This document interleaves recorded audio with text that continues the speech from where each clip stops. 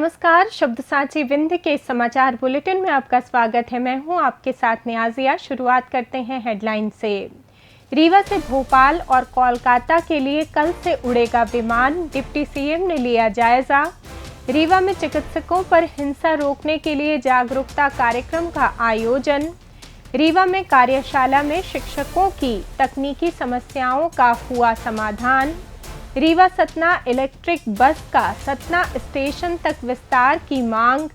रीवा में विंध्य विकास प्राधिकरण के कार्यालय का शुभारंभ, बजट और नियुक्ति का इंतजार। रीवा में बस की टक्कर से बाइक सवार युवक की मौत। रीवा में किराए का मकान लेकर कफ सिरप बेचते ताला के 2 युवक गिरफ्तार। रीवा में करोड़ों का जीर्णोद्धार धड़ाम, पहली बारिश में ढही कोलगढ़ी की दीवार।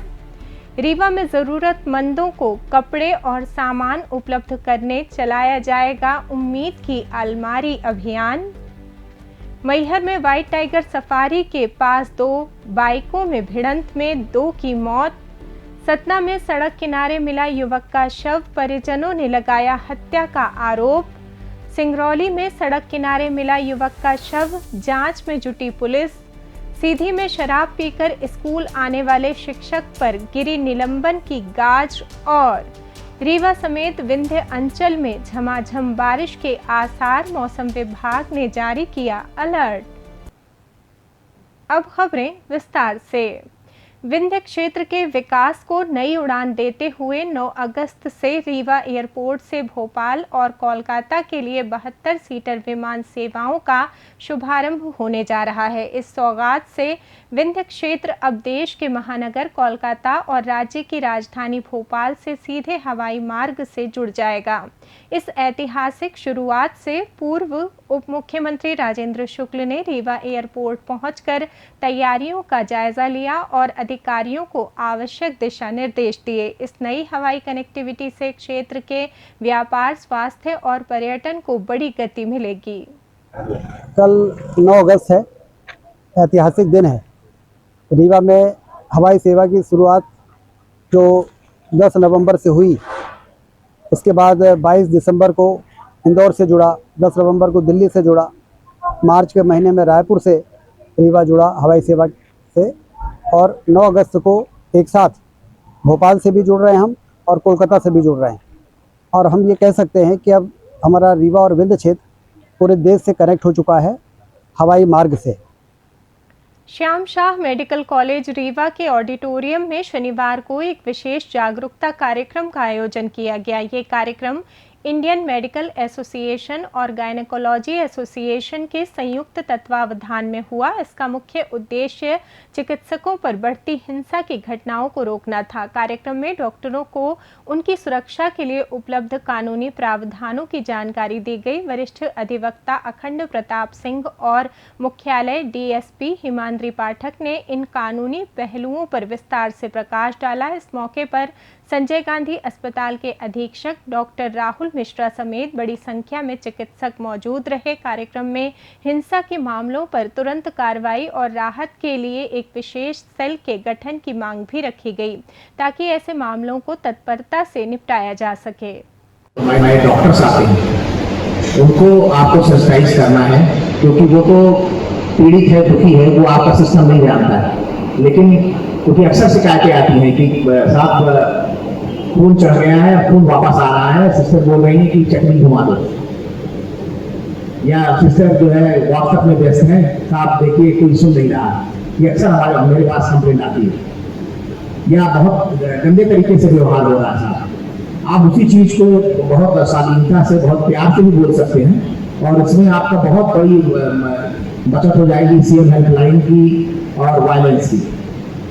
क्योंकि ये तो बात निश्चित है कि आपके पास जो भी मरीज आ रहा है, डॉक्टर्स के पास भी बड़ी आशा और विश्वास के साथ आ रहा है, तो हमको उस आशा और विश्वास को तोड़ने नहीं देना है और अपने व्यवहार को संयत रखना है।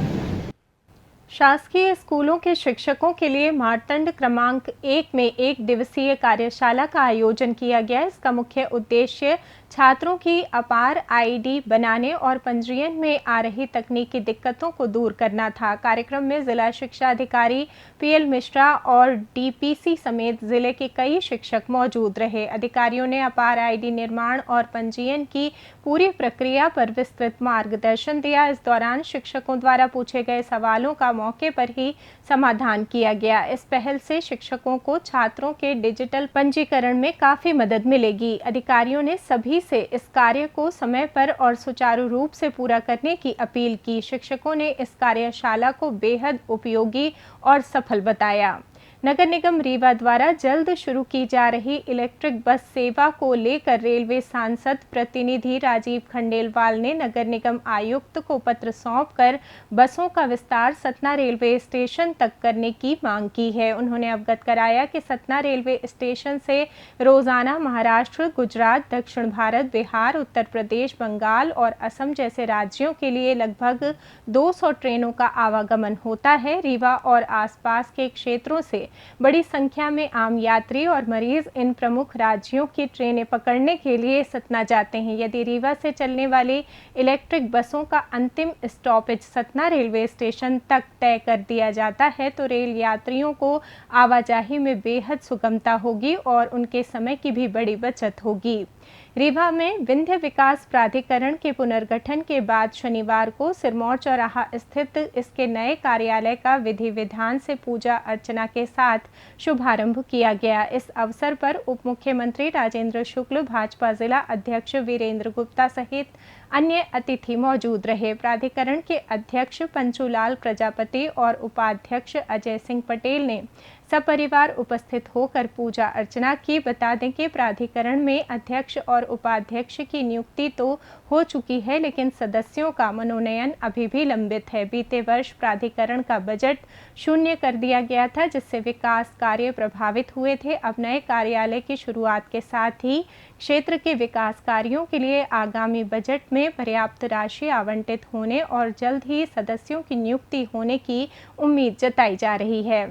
रीवा जिले के रायपुर करचुलियान थाना अंतर्गत कोष्ठा में शुक्रवार शाम एक दर्दनाक सड़क हादसे में बाइक सवार युवक की मौके पर ही मौत हो गई।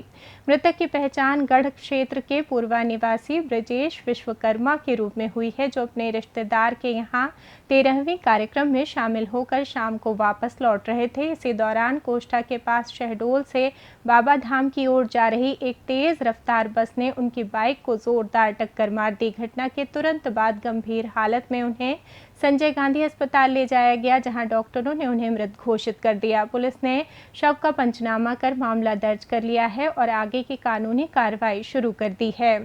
रीवा शहर की विंध्य विहार कॉलोनी में शनिवार दोपहर सिविल लाइन पुलिस ने बड़ी कार्रवाई करते हुए 2 युवकों को गिरफ्तार किया है।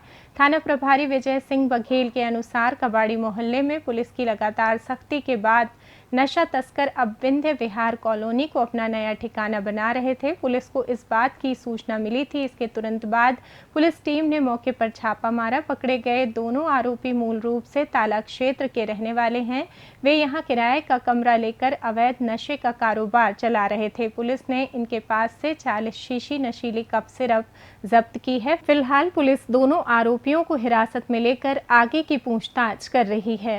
एक विंध्य विहार कॉलोनी है यहाँ पे, वहाँ पे ये शिफ्ट होने की हमें जानकारी मिली कि विंध्य विहार कॉलोनी में कुछ लोग जो है वहाँ पे नशे बेचने का काम कर रहे हैं। तो इसके संबंध में जानकारी जुटाई गई, जानकारी की तस्दीक कराई गई और मुखबिर सूचना के आधार पर दबिश दी गई। तो वहाँ 2 लड़के जो हैं वो अवैध कोरेक्स का जो ऑनरेक्स कफ सिरप है उसका बेचते हुए पाए गए, जिन पे विधिवत कार्रवाई की गई है और 40 शीशी इनके पास से माल बरामद हुआ है। FIR दर्ज कर इनको गिरफ्तार कर दिया गया।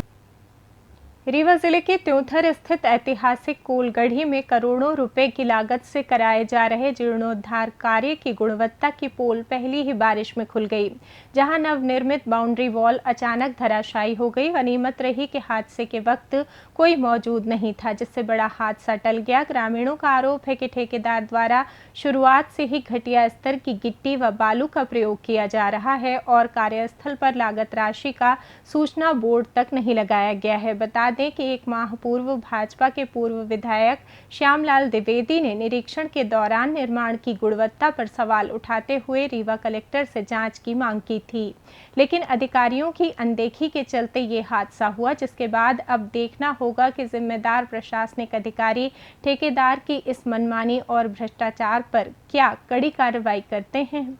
रीवा शहर की समाजसेवी संस्था जय महाकाल सेवा संघ 9 अगस्त से कोठी स्थित मनकामेश्वर मंदिर से उम्मीद की अलमारी अभियान का शुभारंभ करने जा रही है। संस्था के देवेंद्र द्विवेदी ने जानकारी दी कि इस पहल के तहत आम नागरिकों से पुराने कपड़े, खिलौने और अन्य अनुपयोगी सामान एकत्र कर उन्हें सैनिटाइज व ड्राई क्लीन कराने के बाद ज़रूरतमंदों को वितरित किया जाएगा। इस सेवा अभियान में जनप्रतिनिधियों और अन्य सामाजिक संस्थाओं को भी जोड़ा जाएगा। वहीं सामग्री दान करने वाले नागरिकों को संस्था की ओर से सम्मानित भी किया जाएगा।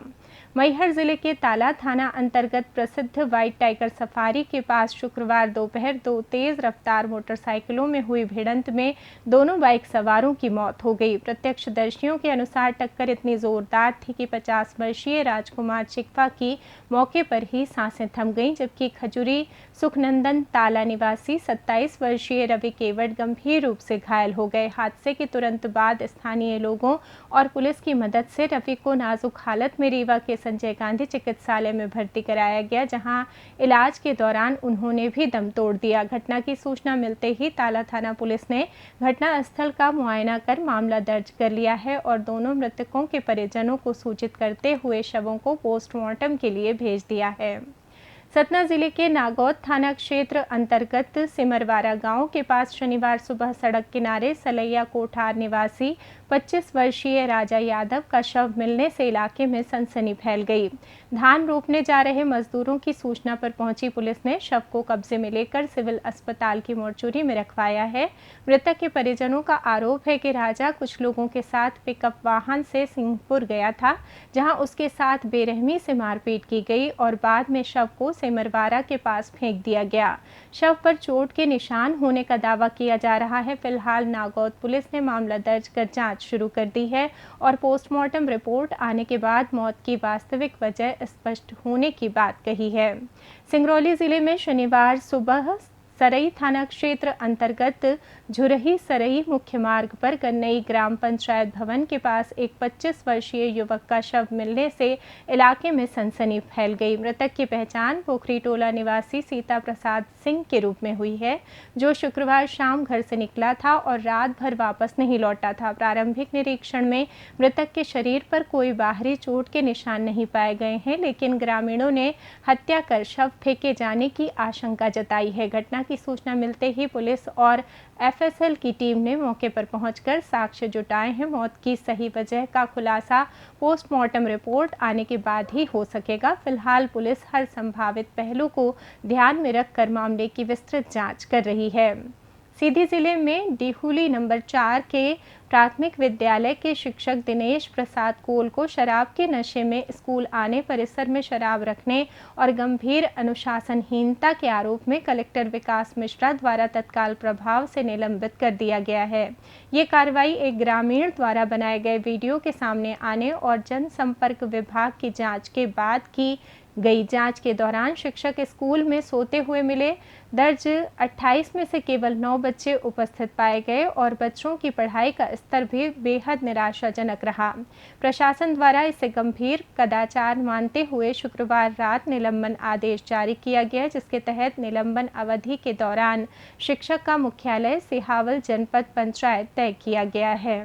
मौसम की बात करें तो मध्य प्रदेश में मानसून एक बार फिर पूरी तरह सक्रिय हो गया है, जिससे प्रदेश भर में तेज बारिश का दौर जारी है। मौसम विभाग के अनुसार विंध्य अंचल में बने मजबूत मौसमी सिस्टम के चलते रीवा जिले में गरज चमक के साथ मूसलाधार बारिश की प्रबल संभावना जताई गई है, जिससे तापमान में गिरावट दर्ज की गई है और लोगों को उमस भरी गर्मी से राहत मिली है। रीवा के साथ साथ सतना, सीधी, सिंगरौली और मऊगंज जिलों में भी मध्यम से भारी बारिश का दौर जारी रहने का अनुमान है।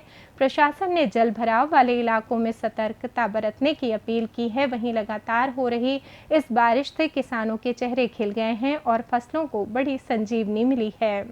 इसी के साथ ये समाचार बुलेटिन समाप्त हुआ। कल फिर मिलेंगे नई खबरों के साथ। जुड़े रहिए शब्द सांची विंध्य से, और विंध्य से जुड़ी तमाम खबरों के लिए हमारे चैनल को सब्सक्राइब कर दें। वीडियो को लाइक करें, शेयर करें और बेल आइकॉन दबाना ना भूलें। अपने आसपास की खबरें हम तक पहुंचाने के लिए स्क्रीन पर दिए नंबर पर आप संपर्क भी कर सकते हैं। धन्यवाद।